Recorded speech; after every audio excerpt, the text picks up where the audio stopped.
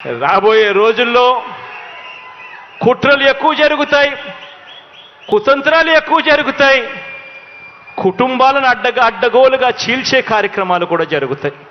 ఏదన్నా వీళ్ళకి వచ్చిన ప్రాబ్లం సమస్య ఎక్కడ వచ్చిందో తెలుసా?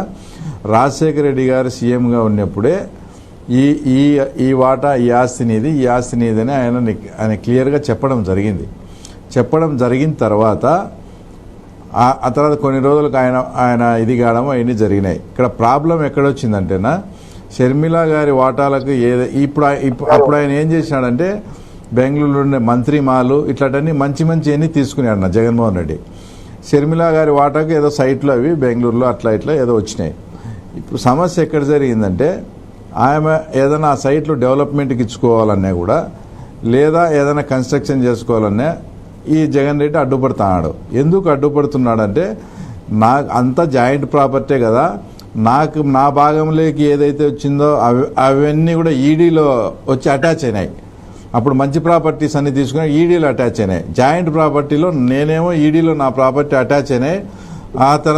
ఆ షర్మిలమ్మ భాగానికి వచ్చిన ప్రాపర్టీస్ అన్ని బాగున్నాయి కాబట్టి నువ్వైనా చేసుకుంటే నేను నష్టపోతా కదా అని చెప్పేసి అవి ఆపినాడు.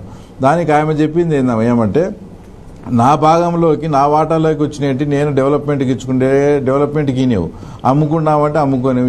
ఇది మీరు ఈరోజు సీఎం అయిన తర్వాత మీరు లక్షల కోట్లు సంపాదిస్తా అంటే దాంట్లో నాకేమైనా మీరు వాటా ఇస్తున్నారా? దాంట్లో నాకు వాటా ఇయ్యలేనప్పుడు నా భాగానికి నాకు వచ్చినట్టు నేను అమ్ముకోవడంలో కూడా అక్కడ వాళ్లకు డిస్ప్యూట్ స్టార్ట్ అయింది.